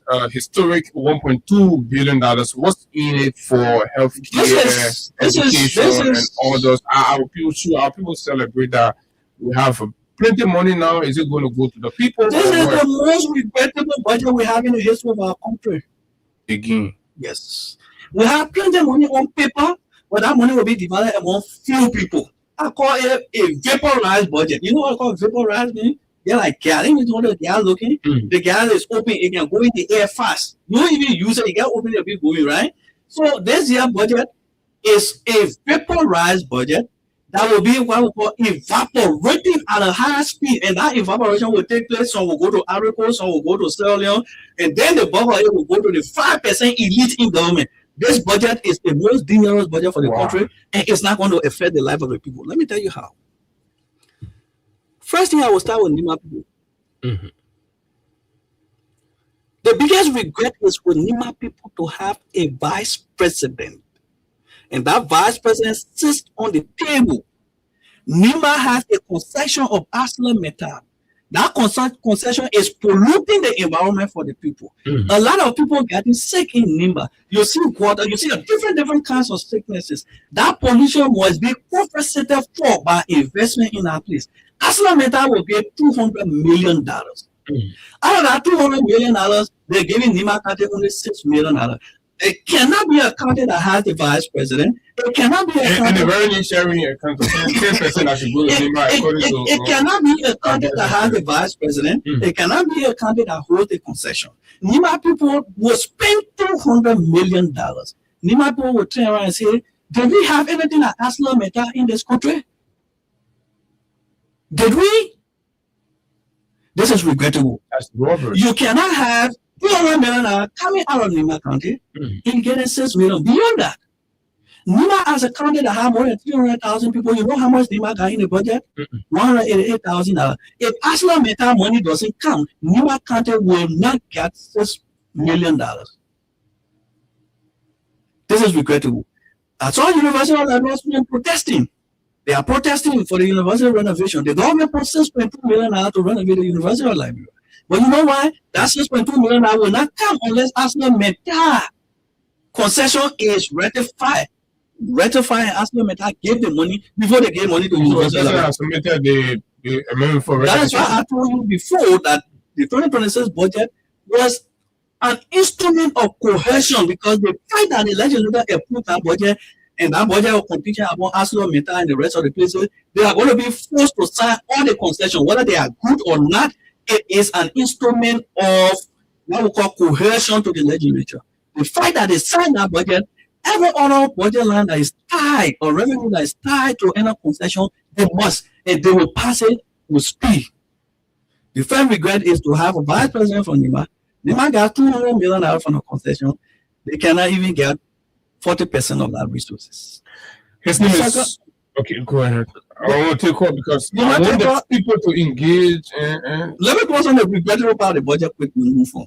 Please. The second portion is we have a president who has an experience of more than 40 years. In the 1960s and 1950s, Lemico, Lampo, those companies were here. They said they were extracting resources from this country and we're not getting it. This is the first time in the history of the Liberia that Liberia got $200 million from the concession company at once. In fact, I even have fear that Donald Trump will not hold that money. Because you know why? For a country or for any bank account that you got your bank account, they pay you $500 or $200, you put $200, $300 every month. But one day, they will see you put $1 million in that account, they will hold that money to investigate. For Liberia to get $200 million cash one time, Donald Trump will hold that money and say, well, man, I want to investigate. How come this country that can't even get $50 million a day, they getting $200 million? So that money you man will get it in pieces. Because security-wise, on the financial architecture, it's not possible for Liberia to get $200 million one day without being questioned. Because that money will go to America before it comes to Liberia. That's one point. But to divide that money, this experienced president, to allow the people to divide that money as though they're dividing elephant meat. You got $200 million. They gave more at least $6 million already. They gave Rural Housing $250,000. This try $300,000. No. LEC. They get LEC. So how they call it? Roland Guinness and his Roland company, they get them $50 million. They take the $50 million and carry it to Sierra Leone. The money is evaporating. That money not staying in the So we got $200 million by name. Well, but in fact, nothing will happen. That money, if I go, let me be careful with this. My prayer for that money is that the legislature, it will have people there to delay that money coming, let it come next year. So we can't have it because the budget happened. If we don't have it this year, it will be good for all. Because you know what will happen? When the noise we are causing now, the lawmakers will come together and say, you know what? Let's put the money aside to do something big for the country. So that when ArcelorMittal leave, we can say, that the money with the ArcelorMittal made us to do this. But I want the rescue to the brother so they don't come out of the boat. Oh, you remember the road? So $50 million, you remember the road will finish? You take $200 million, for example, you build one hydro in Nimba County, for example. In fact, one of the ironical things that happened. I was thinking about something like just look at one big national project. Yes. And start it and finish it. The day we were signing the $1.2 billion budget, that's in the government was crediting $7 million from African Development Bank to build 4 hydro in Nimba for the tributary of the St. John River. $7 million. How long we be having $1.2 billion budget? The next day we go pay $7 million. Is that finance minister? Ironical. So let's take course. His name is Benedict Columba. 0776 104 104 500 104. Actually, listening to Benedict, the picture are bleak. The hopes are almost disappearing. I mean, we just left. So let's hear from you. So interesting. said he want to make some comments regarding. I'm sure it is about that name because he spoke about it. Council, good morning. Yeah, good morning. Good morning to you guys, and good morning to my brother and colleague in studio. I think Benendi is one of those I'm really proud of. We all have our roots from he's our university, and he's a third and logical and very factual human being I've ever seen. And we should be proud that they have such a human being coming from our country, and we should be proud of him. Really thank you for the great job you're doing. Even those who never read economic, you are giving a bigger appreciation and understanding of the economic situation in this country. Even though we are the politician, right? As politicians, but the fact is, your analysis is very good. Okay. But like he said, yesterday when I left the studio, I think you saw my post about when the normal game we tend to betting games. Minister Dafon smartly took the NBA 200 million booking the budget. He took that money on contingent. And to fool the law because we tied to budget in all of the 15 countries. Yes. So when you want to say your country interest here, you want to say your country interest here. So at the end result, it will just be assurance that nothing you will achieve on that.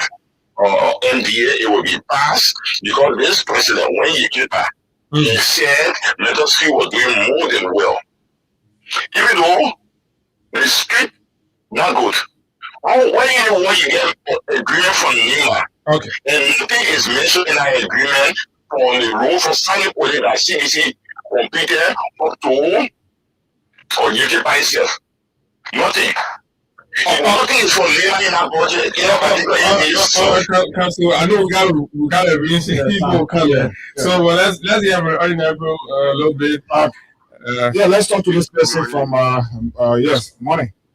Good morning, I'm Benanos from Morocco. Morning, go ahead. So let me say good morning to your guest. Well, Abu, every national policy when they are developed, the reason why you see partners are there is because they want to provide guidance so that every goal enshrined in that national development plan is aligned to regional and international goals and aspirations.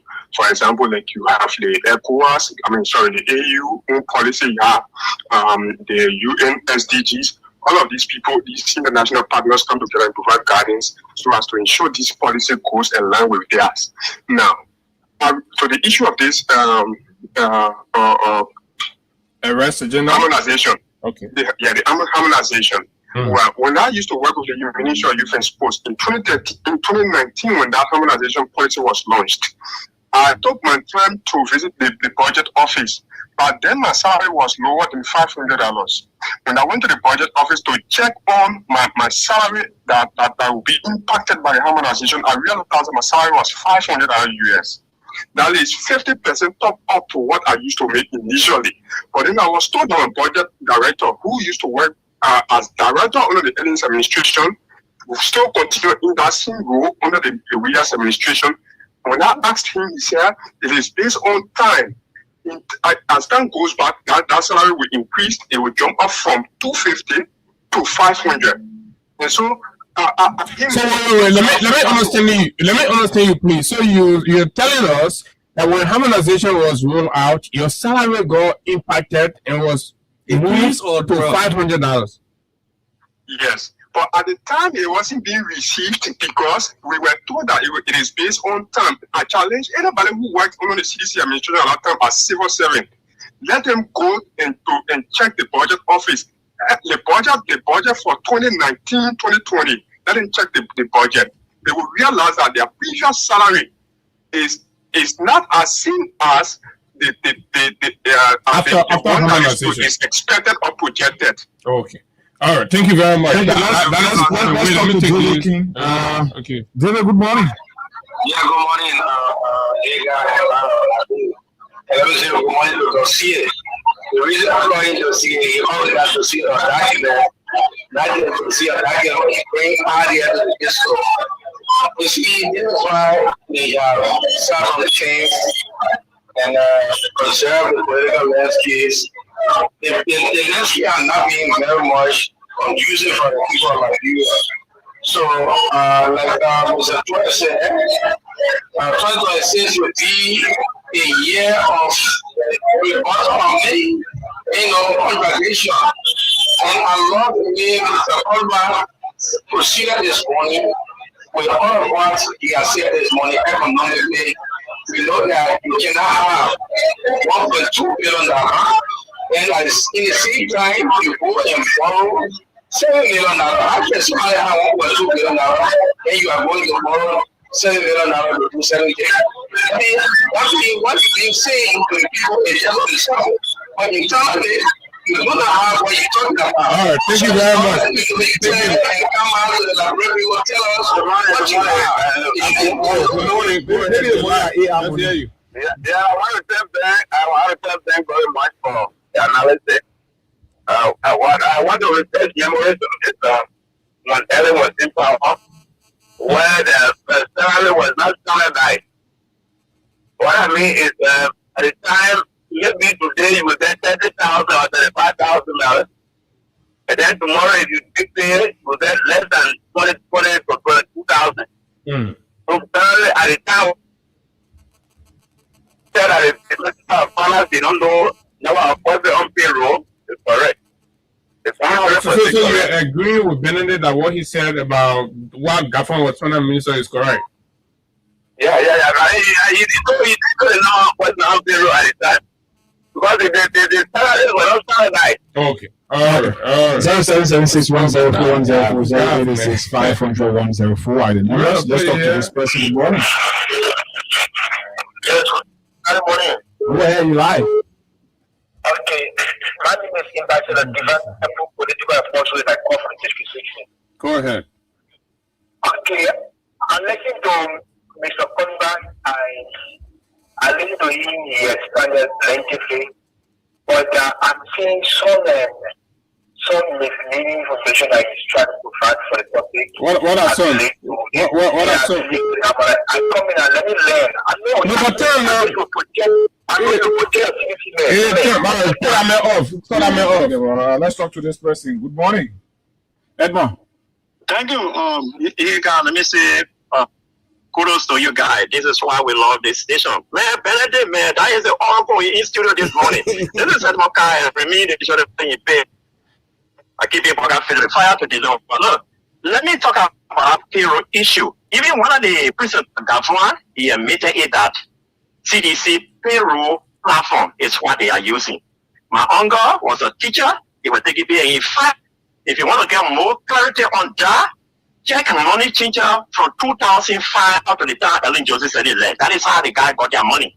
Because when you get a check, and then you know that you can quickly cash your check. You go on the sidewalk, you give it to the mayor, you say, oh, my man, I saw to cash my check. The mayor can say, you got 20,000 on the check, I can give 18,000. Then the guy can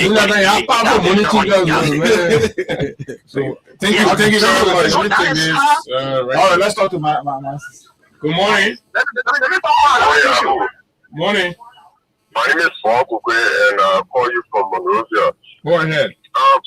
This morning, I call purposely to appreciate Bishop Benedict for the analysis. And this analysis would lead to go down the slum. To say the ordinary expression who believes that they destroy the economy and the your very party is going today. And so many are calling for me to join many forces to say thank you. Let's continue pressing for. Let's continue to expose this government. Thank you very much. My sister will walk away from the radio. Go ahead. And before the country move forward, we need collective brain that was in the system.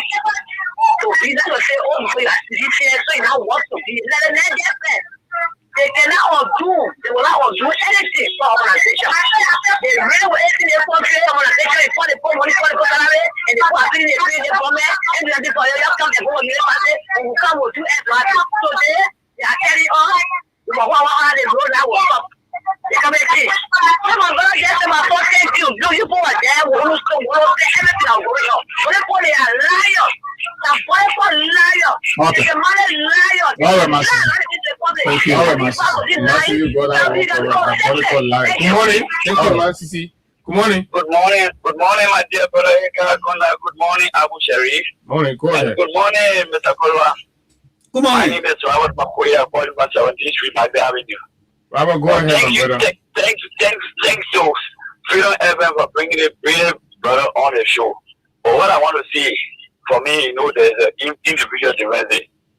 TDC citizens have become Lucifer in this country under the regime of Human Broadcast. So for me, Mr. Kolba, you don't need to be teaching those guys because they say they are the best brain in this country. So for you to come on the platform and start to educate them, you giving them too much air because they don't like you people, they don't love you people. When they hear about you people, it's a Satan that's not supposed to be near Jesus Christ. Okay, Robert Pakoya, let me hold you there and take Idris Benedict. Good morning. Good morning. Idris, your line is terrible. I don't know where you're calling us from, but your line is. You want to make a little adjustment? Okay, well, I'll take Idris back. Let me take this. Good morning. Good morning. Hello. Good morning. Yeah, good morning. Morning, sir. Yeah, it is Freedom FM. Yes, sir. Go ahead. Yeah. Something I've been in Bakuru here. I really want to retire what I know about it. We're on the show. You want to call us after the show and talk about that. So since I'm sure one down on the call in second. Yeah, let me squeeze two more and then we can go to. Hello, good morning. Good morning.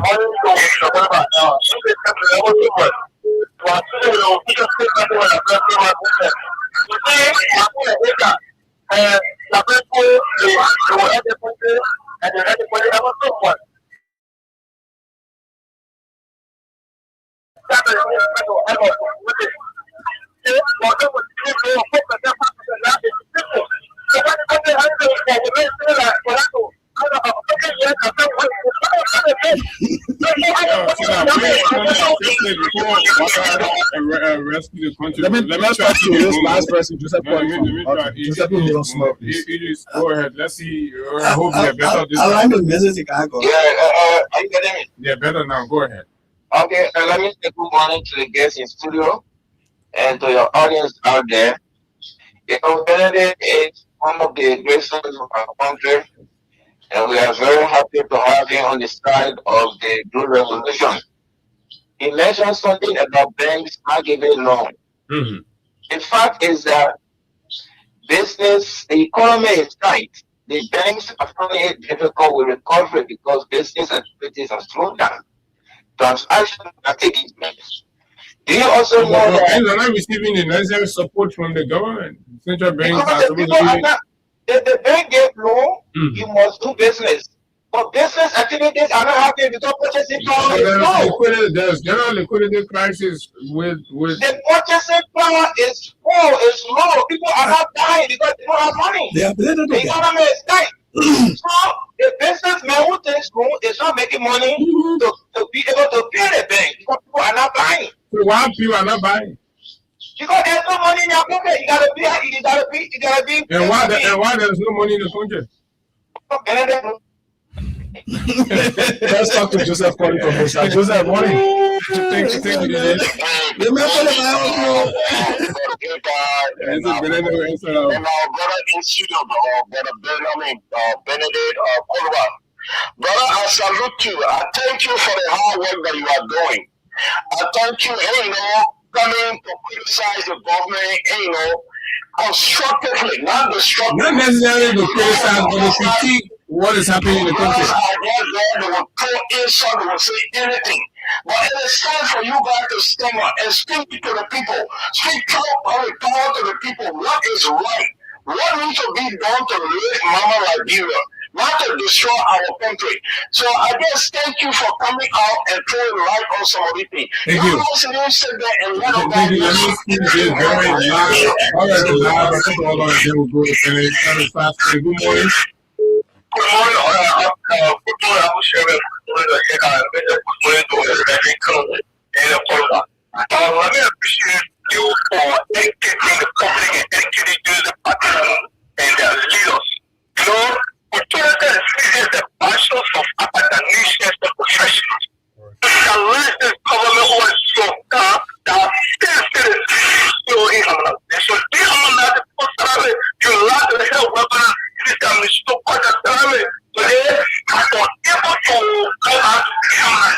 Okay, thank you very much. Benedict, you listen to the callers. Most of it complimentary. Others are still asking for more explanation on some of And the finally, Benedict, I want you to add to this. The Senate have requested this Comedian Public Account to scrutinize the entire thing about the review the harmonization. Well, yeah, I mean, you know now. What's your thought about the Senate request? Let me say this to you.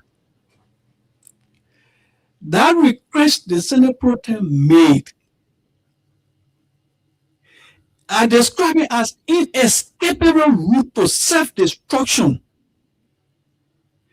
They make concession around harmonization. I want to let her to do that, but she doesn't know that she's destroying herself because the outcome of this review will tell the Liberian people that they were lying. So they want to destroy themselves, and we are pushing. If I embrace it, they will vindicate us. Where I am now, if they call me to support them, I will do it. Any documentation they want from me, I will support them. Were you part of the Farmington consensus? The harmonization? No, I was not present there, but part of the whole process of harmonization. Because it was a target under the PAPD, and as the national coordinator for the PAPD, I had to work around all of those. I welcome it. Let them review it. It will vindicate us. What I can say to the callers is that, our country is, we're trying our best, but our country says that people who lie, people who insult, people who denigrate, they are embraced. They clap for them. And sometimes I begin to wonder, why is it that the Union Party that always lie to the people, they keep going to them, they accept their lies. When we tell the truth, in fact, we are the one they are insulting.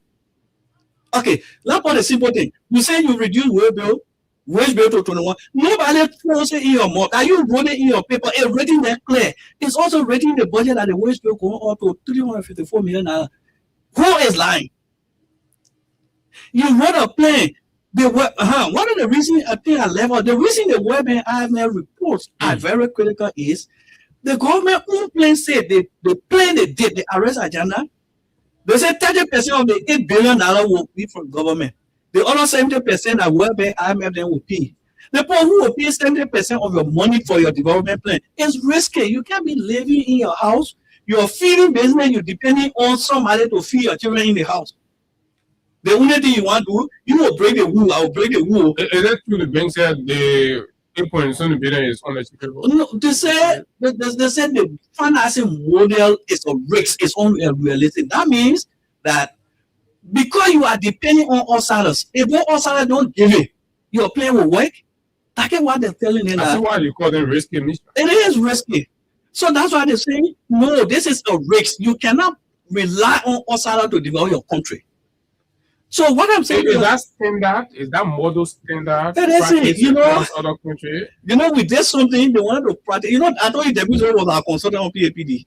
We did something like that in the PAPD, but they didn't understand the rationale. I'm not going to tell him because they could use it now to justify.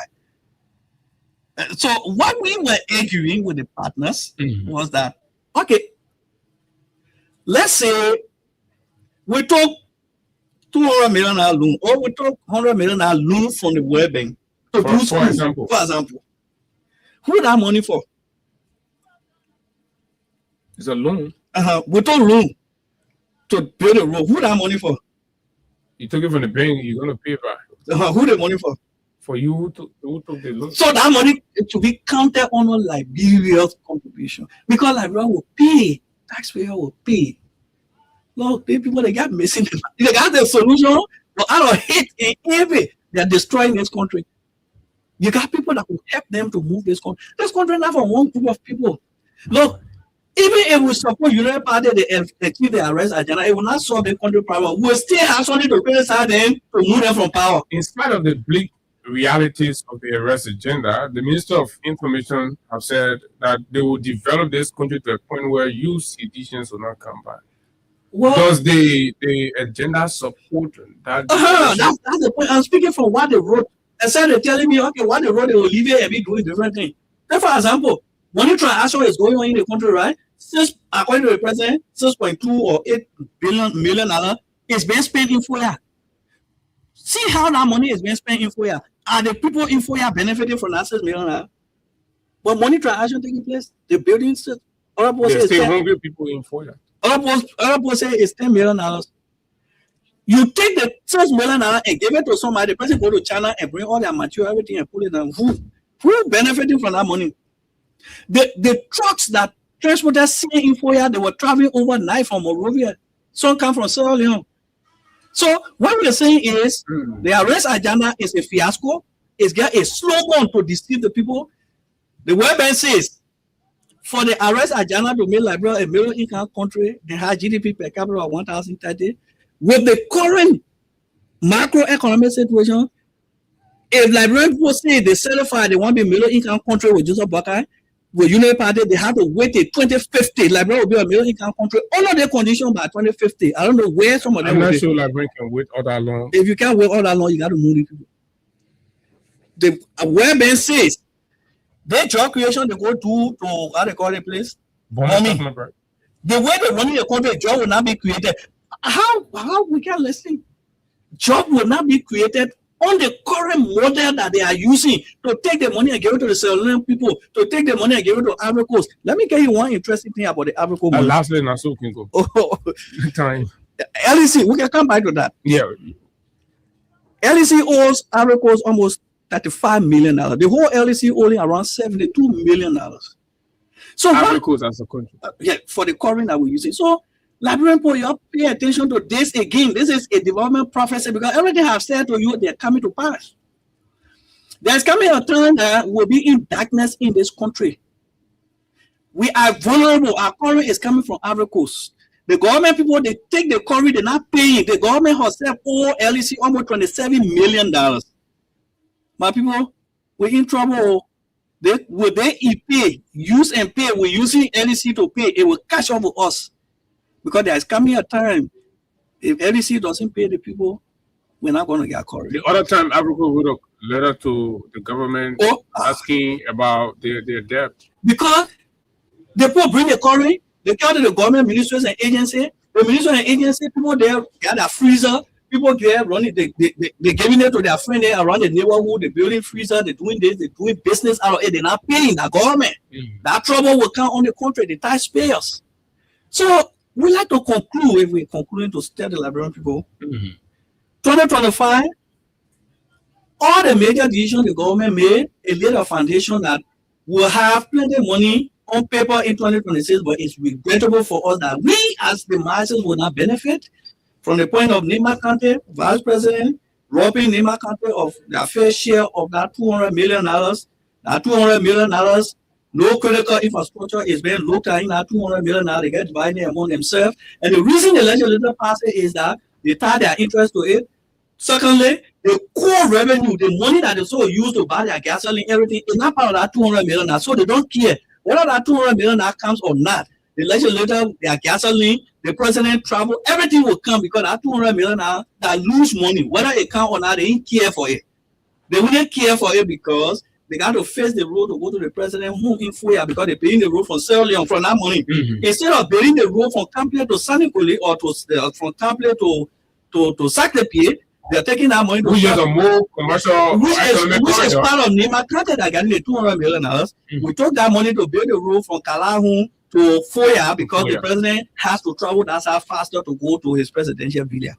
Liberian people, you want your country to be the way it is.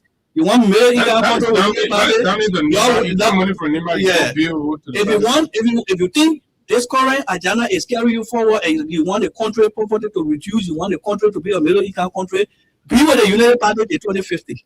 Okay, his name is Benedict Koluba, and of course, he's been our guest here on the Freedom Morning Rise Wednesday morning edition.